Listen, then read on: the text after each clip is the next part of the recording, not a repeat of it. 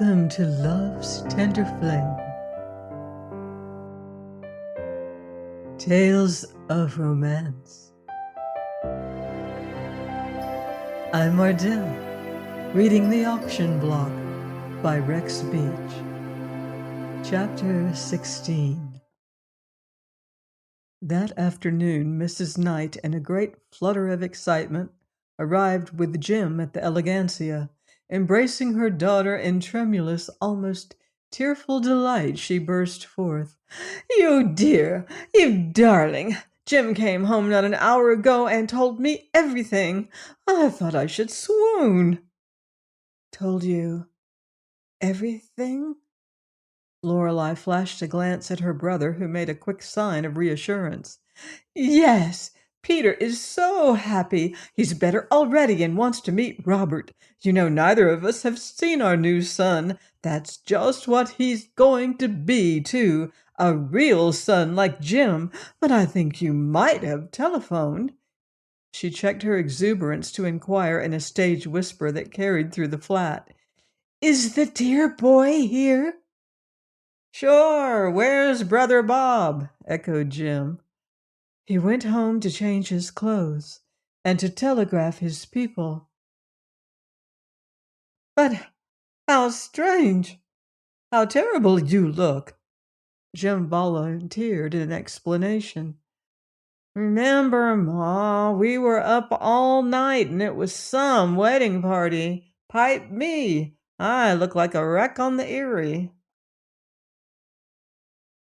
"And to think that while Lilas was out enjoying herself with you, poor Mr. Hammond was lying with a bullet in him. I never had such a shock as when I read the extras. You've seen them?" Lorelei nodded. Indeed, the room was strewn with newspapers. "They say it was accidental, but pshaw." Mrs. Knight shrugged knowingly. "Don't you think it was?" "My dear, think of his family troubles and financial worries." "That's the general talk," Jim agreed. "Things were boiling when the market closed. All of his stocks are way off. Well, I don't blame him."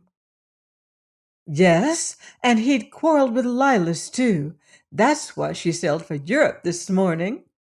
Mrs. Knight's hard eyes glittered. Her sharp nose seemed to lengthen. "I'll warrant she knows a lot more than she'll tell. I'd like to question her, and I will when—" "Lorelei, you're white as a sheet. Are you ill?" "No, only everything came at once. It was a long night." Jim sighed wearily. "Deliver me from hysterical fluffs like Lilas. I'd rather load a cargo of boa constrictors than start her for the briny." What with Lorelei's good fortune and Lila's catastrophe, Mrs. Knight was well nigh delirious. It was not often that she could roll two such delicious morsels under her tongue, for she patently gloried in the opportunity for gossip. She ended a period of chatter by saying, "It just goes to show that a girl must be careful. If Lilas had behaved herself, she'd have been married and rich, like you. Oh, I can't believe it has come true. Think of it yourself, dearie. I'm nearly out of my head." She dabbed at her moistening eyes, becoming more and more excited as she dwelt upon the family's sudden rise to affluence. She was still rejoicing garrulously when Lorelei burst into one of her rare passions of weeping and buried her face in her hands. "Child alive!" cried her astonished mother. "What ails you?" Instantly Jim's suspicions caught fire. "Say, has Bob welched?" he demanded harshly. The amber head shook in negation. "Isn't he nice to you?" quavered Mrs. Knight. "Yes, but I'm sorry I did it. He was drinking. He didn't know what he was doing." "Hush!" Mrs. Knight cast a fearful glance over her shoulder. It was all straight and above board, and he knew perfectly well what he was about. Jim would swear to it. Lorelei lifted a tragic, tear-stained face. I ought to be hanged, she said. Jim laughed with relief. There's gratitude for you. If I had your share of the Wharton coin, I'd let 'em hang me for a while. There, there, Mrs. Knight chided her daughter. You're worn out, and no wonder, but everything is lovely. I'm dying to meet Robert's mother, and now that we have so much in common, I'm sure I'll like her, although I can't see what pleasure she can get from giving away money. Why, she's simply robbing Bob's family when she throws her thousands to charity. And I intend to tell her so, too. In a nice way, the first chance I get. Of course, you'll quit the review tonight. That'll be a relief, won't it? Has Robert given you anything yet? They say he's terribly generous. I can't quit right away, now that Lilas has left. But I dare say Bob won't let me work very long. Indeed, I should hope not. Mrs. Knight's chin lifted. If I were you, I'd never go near Bergman's theater again. Let him sue you. Jim eyed his sister admiringly. You're a dandy crier, sis, he observed. Your nose doesn't swell and your eyes don't pop out. You could sob your way right into the Wharton family if you tried. He lit a cigar, sighed gratefully, and dragon-like emitted twin columns of smoke from his nostrils. Hannibal Wharton is worth 20 millions. Easy, he went on complacently. Maybe 40. We didn't do so badly for country yaps, did we? It feels mighty good to be in the kale patch. No more small change for yours truly, but say, it was a battle. Mrs. Knight ran down slowly, like a clock. This sudden and unexpected triumph had gone to her head. She could talk only of dollars and cents. In her fancy, she juggled huge sums of money. She drew extravagant pictures of a glittering future in which the whole family figured. Throughout this sordid chatter, with its avaricious gloatings and endless repetitions, Lorelei sat listless, her thoughts far from pleasant.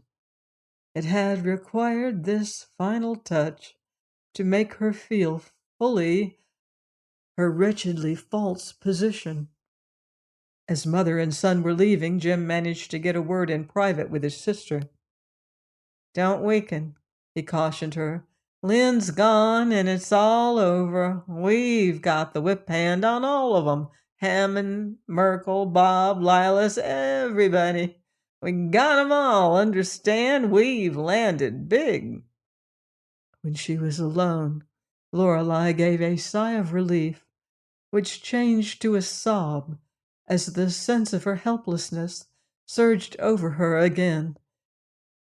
She was worn out, and yet she could not rest. She longed for the open air, and yet she dreaded to show herself abroad, fearing that someone would read her secret. Thoughts of the evening performance at the theater filled her with unfamiliar misgivings. She wondered if she could appear in public without breaking down. She knew well enough who had fired that shot. Would others fail to suspect?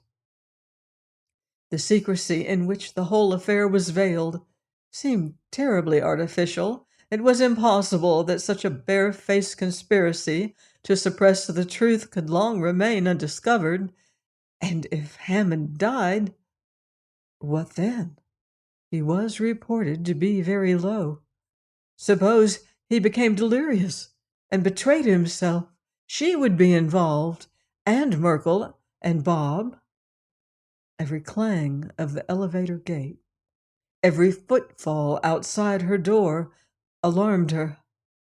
As with most women, her knowledge of the law was negligible. Her conception of its workings was grotesquely childlike. Yet, after all, the incidents of the shooting affected her less than the amazing change in her own fortunes. She was a wife. The word sounded shockingly unreal. This was no longer her home, her sanctuary. Another had equal share in it. She no longer belonged to herself. Another possessed her. And worst of all, that other was practically a stranger. She felt her cheeks burn. She was suffocated by a sense of shame from which there was no escape. In one night she had passed the turning point from girlhood to womanhood, from womanhood to wifehood, and there had been no love, no faith, no glamour even in the act. She had deliberately sold herself. She wearily wondered where the new road led. Surely not to happiness. Toward evening, Adore Demarest telephoned, and with many anticipatory exclamations of pleasure, invited Lorelei to dine. "I can't," answered Lorelei faintly. "Bother your engagements." Miss Demarest's disappointment was keen. "I can't even explain unless you'll come here." "To dinner?" Lorelei decided swiftly. She dreaded to be alone with Bob. Her constraint in his presence was painful, and he also, before going out, had appeared very ill at ease. He had not even made plans for the evening meal. In view of all this, she answered, "Yes, to dinner. Please, please come." "What is the matter?" "I'll tell you later." Miss Demarest yielded not without some regret. "I was going to cook this supper myself, and I'm all done up like a sore foot, but I'll remove the bandages. I suppose you know the potatoes are peeled, and the salad will spoil unless I bring it." "Then bring it, and hurry." Lorelei was not quite sure that Bob would consent to dine in the modest little home, but under the circumstances idleness was maddening, so she fell to work. It seemed very odd when she thought of it, for the bride of a millionaire to prepare a meal with her own hands, but anything was preferable to dining out in her present frame of mind. This was very different from what she had expected, but everything was different. Once the marriage had become known to Bob's people, and he had thoroughly sobered down, once she had withdrawn from the cast of the review, their real life would begin. Bob was pale and a bit unsteady when he arrived, but Lorelei saw that he suffered only from the effects of his previous debauch. He was extremely self-conscious and uneasy in her presence, though he kissed her with a brave show of confidence. "I galloped into the bank just as they slammed the doors," he explained, "but my bookkeeping is rotten." "Yes?" "My accounts somehow never tally with theirs, and they always explain very patiently it's a patient bank, that they use adding machines. Beastly nuisance, this constant figuring, especially when you never hit the right answer, but a man can't expect to compete with one of those mechanical contraptions." "Are you trying to tell me that you have overdrawn?" "Exactly, but I drew against the old gentleman as usual, so on with the dance. What's the idea of the apron?" "It's nearly dinner time." Bob's eyes opened with surprise. "Why, we're going to Delmonico's." "I'd rather do this, if you don't mind." She eyed him appealingly. "I don't feel equal to going out tonight. I'm afraid." "Don't you keep a maid?" he inquired. "Where would I keep her? In the ice box?" Lorelei smiled faintly. His glance brightened with admiration. "Well, you look stunning in that get-up, and I'd hate to see you change it. Do you mean to say you can cook?" "Not well, but I can fry almost anything. Mother has a maid. I couldn't afford to." "I love fried things," he assured her with a twinkle. And to think you're going to cook for me. Now, that's an experience for both of us. Let's have some fried roast beef and fried corn on the cob with fried salad and cheese. Don't tease, she begged uncertainly. I hardly know what I'm doing, and I thought this would keep me busy until theater time. He extended a hand timidly and patted her arm, saying with unexpected gentleness, Please don't worry. I suppose we dine in public, but if you like this better, so do I. When we pull ourselves together and get settled a bit, we'll make our plans for the future. At present, I'm still in a daze. It was a terrible night for all of us. When I think of it, I'm sure it must have been a dream. I saw Merkel. He's perfectly cold and matter of fact about it all. He got back to Hammond's house ahead of the doctor, and nobody suspects the truth. But the street is in chaos, and all of Hammond's companies are feeling the strain. The shorts are running to cover, and there's a report that it was suicide, which makes things worse. It couldn't have happened at a more inopportune time, either. Dad's on his way from Pittsburgh to help save Merkel's bank. Shouldn't you have been at business on such a day? Bob shrugged carelessly. I'm only a joke broker. The governor thinks a firm name looks well on my cards. I hope he doesn't lose more than $1 million in this flurry. It won't improve his disposition. But wait till he learns I've married a girl who can fry things. By the way, Bob paused, I invited a friend to dine with us tonight. Lorelei was less dismayed than he had expected. So have I, she said. I thought it might be pleasanter for you, he explained a bit awkwardly, inasmuch as we're not very well acquainted. I saw before I went out that you were embarrassed and he flushed boyishly, scarcely conscious of the delicacy that had prompted his action. Anyhow, he's gone home to put on a clean sweater. You don't mean you asked?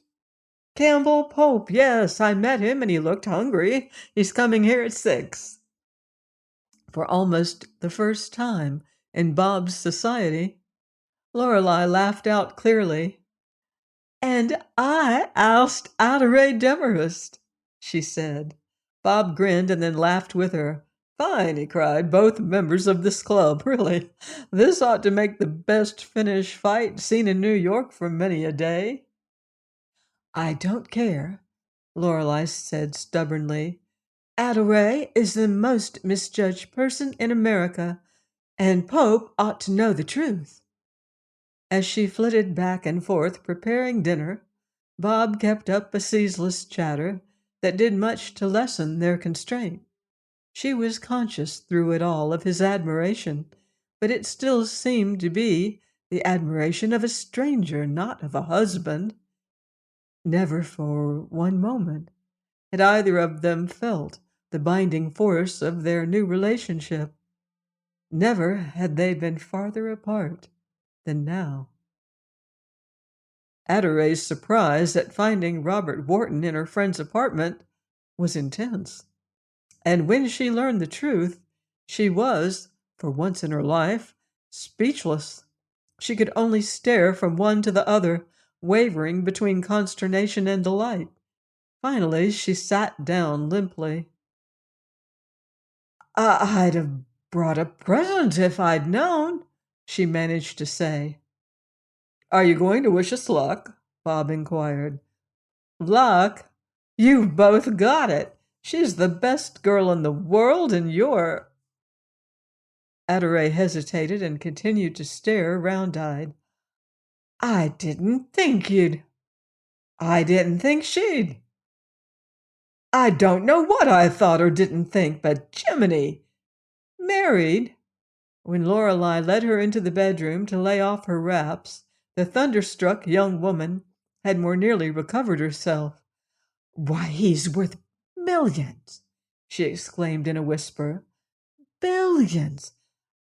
I don't know how to talk to him.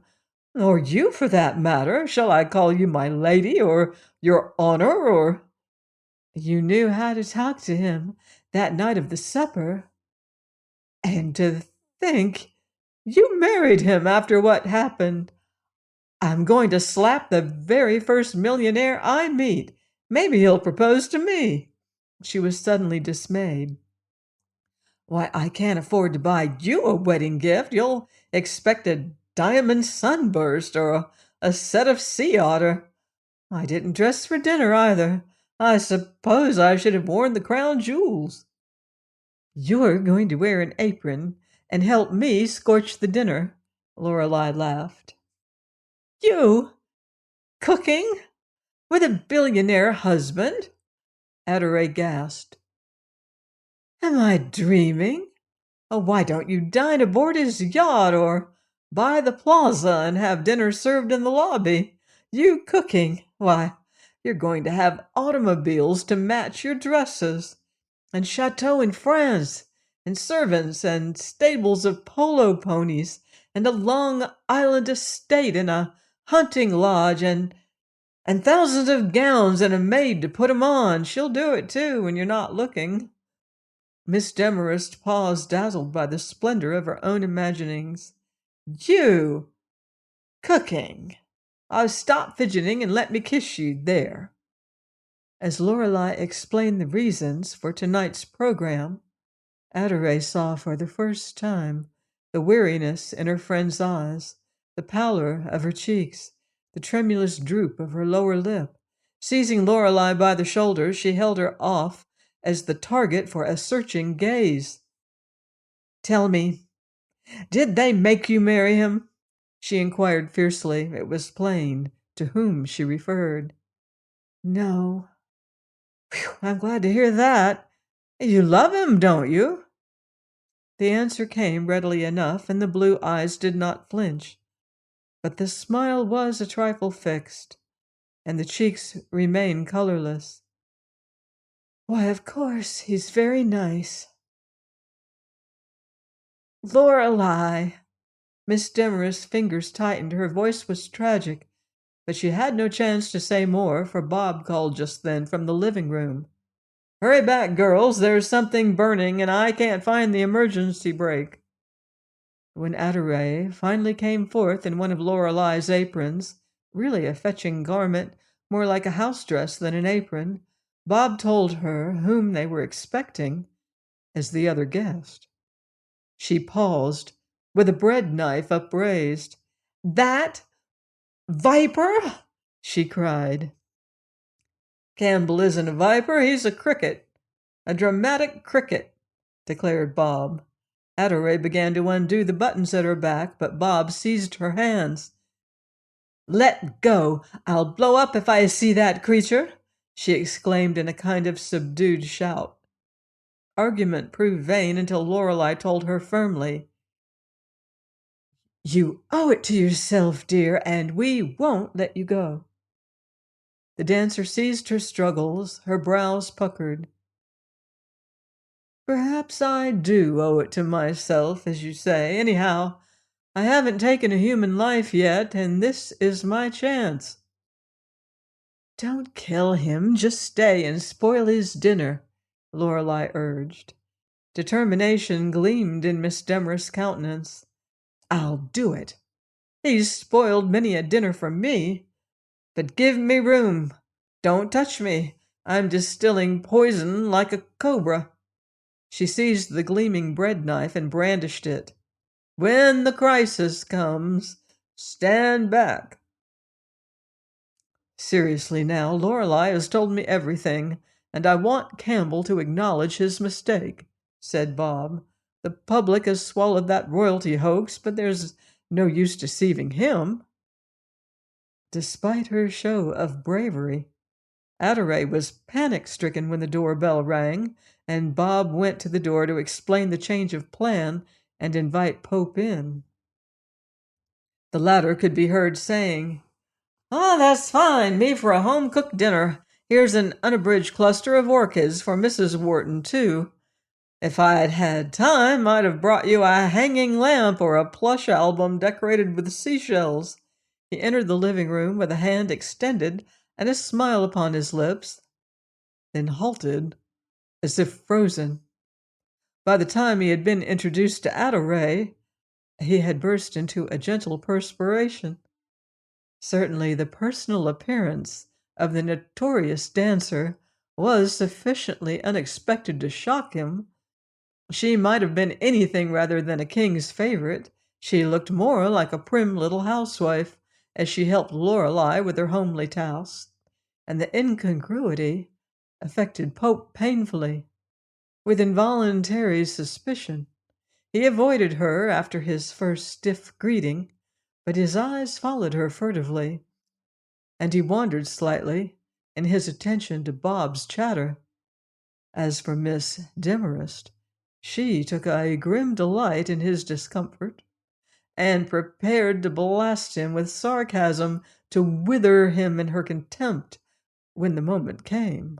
Meanwhile, she listened as the two men talked, turning up her nose when Pope scored Broadway with his usual bitterness. He thinks that's smart, she reflected, but she too detested the great trite way, and his words expressed her own distaste so aptly that she could think of no argument sufficiently biting to confound him.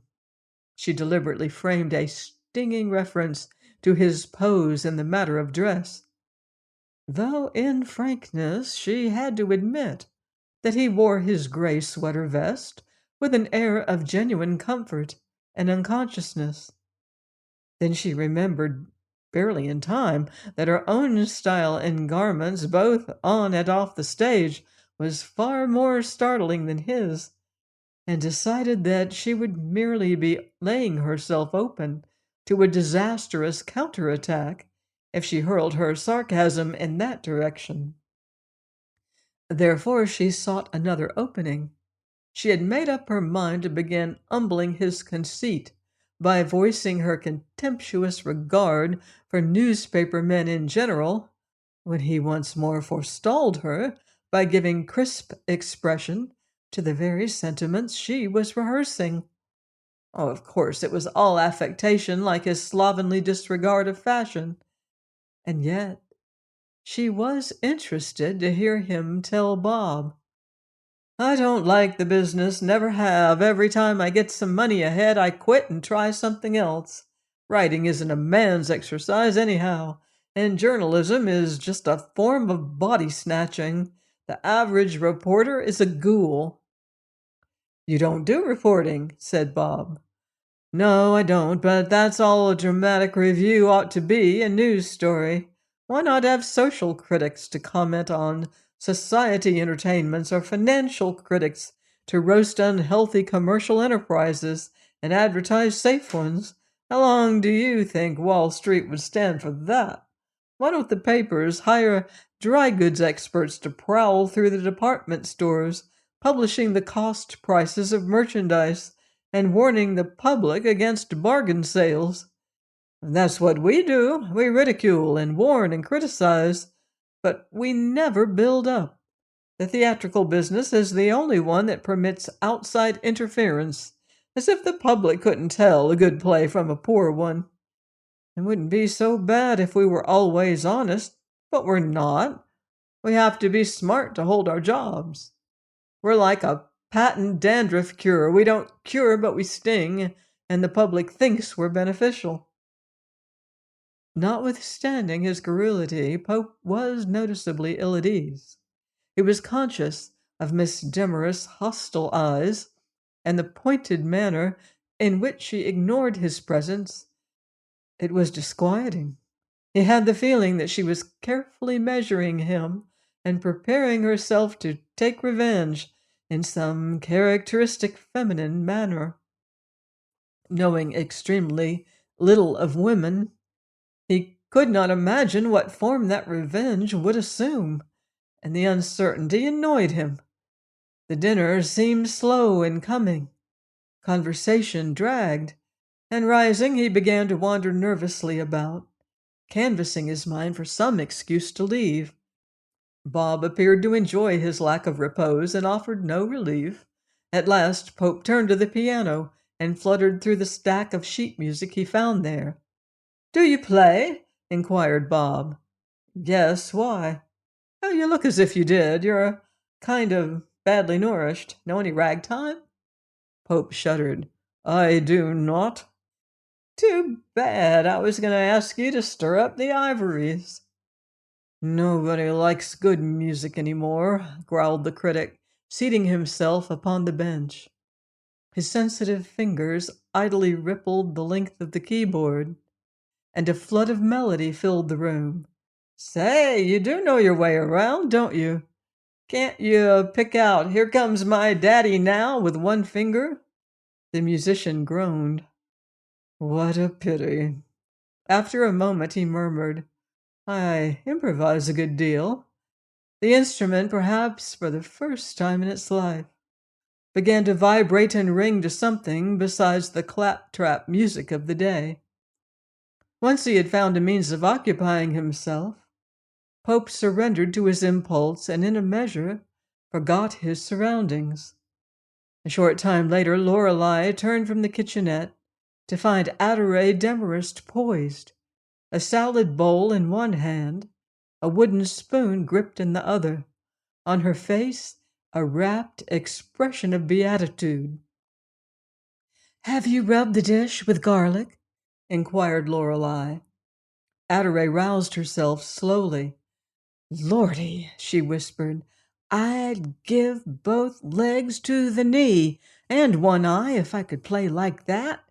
The mean little shrimp!" The embers of her resentment were still glowing when the four finally seated themselves at the table. A furtive glance in Pope's direction showed that he was studiously avoiding her eyes. She prepared once more to begin the process of flaying him. "You've been away for some time, haven't you?" Bob was asking. Pope nodded. "I hate New York. I went as far away as I could get, and I managed to return just 2 jumps ahead of the sheriff. It will take me 6 months to pay my debts. I'm a grand little businessman." "What was it this time? Mining?" "No, poultry." Adore pricked up her ears. "You went west, eh?" pursued Bob. "No, east, Long Island. Did you know there are parts of the island that are practically unexplored by civilized man? Well, there are. They're as remote from the influence of New York as the heart of New Guinea." Pope's thin lips parted in a smile. "The natives are all foreigners, too. There are Portuguese pickle pickers and hairy-handed Hollanders who live with their heads lower than their knees, and weed-pulling wops who skulk in patches of cauliflower and lettuce. But as for American settlers, there ain't none." Adore complacently felt that she had the critic talking against time, and the consciousness of her disturbing over him gratified her intensely. "Their language is a sort of reverse English," Pope went on, "and it's a hard country to explore because of the dialects. Some of the people are flesh eaters, but the price of poultry is so high and the freight on eggs is so low that most of them are vegetarians. That's what got me started in the first place. I saw a great opportunity to make money, so I found a farm on a lake, bought it, and went to raising ducks." "Ducks!" breathlessly exclaimed Miss Demarest, but her interruption went unnoticed. Campbell Pope's features shone with the gentle light of a pleasurable remembrance. "It was lovely and quiet out there, just like Saskatchewan or the Sudan. Sometimes I fancied I must be close to the fringe of civilization, with the life of the outer world pulsing near at hand, for I could hear whispers of it. But I soon got over that idea. The local inhabitants were shy but friendly. They did me no harm, but it was a place not for ducks. They swam all over the pond and spent so much time catching bugs on the bottom that they had no leisure for family obligations on land." This gloomy recital met with an interest that prompted him to continue whimsically. There was no home life among those ducks, none whatever, but they could swim nearly as well as Miss Kellerman. They never took cramps either, although they appeared to have chronic bronchitis, and they must have learned to breathe through their tails because they stood on their heads for hours at a time. All I could see was acres of white tails sticking up like patches of cubist pond lilies. They swam all their fat off, and I had the pond dredged and never found an egg. Miss Demarest giggled audibly. She had lost all interest in her food. She was tingling with excitement. "Why didn't you fence them in?" she asked. Pope eyed her for a fleeting instant, then his gaze wavered. "I fenced the whole pond to begin with. It nearly broke me." "A duck shouldn't have much water. What kind were they?" Plymouth Rocks or Holsteins or Jersey Lilies. Anyhow, they were white." "White pecans?" The critic frowned argumentatively. "What is a duck for if he isn't to swim? What is his object? We had 6 on my father's farm. They swam all the time. Of course, 6 isn't many, but—" "Naturally, they didn't do well." "But they did do well, and quite naturally, too. They did beautifully, in fact. They never had an ache or a pain. What do you know about ducks?" Adore answered in a tone of calm and utter certainty. "I know everything. I've read hundreds, maybe thousands of duck books. I have a whole library of them." "A duck library. I thought so. But did you ever own a library of ducks? There's a difference. A man doesn't have to know anything to write a book. I've done it myself. Practical experience is the thing." "Did you keep cows for them?" Pope stared at his inquisitor for a moment. Then he explained with patient politeness. "These were not carnivorous ducks. They ate bugs and fish and corn." "Corn!" Adore was shocked and credulous. Her eyes glittered with the fire of fanaticism. She no longer saw in this man an enemy, a vile creature branded with the mark of the beast, but a fellow enthusiast. A surprisingly ignorant one, to be sure, but an enthusiast for all that, and therefore bound to her by unbreakable bonds.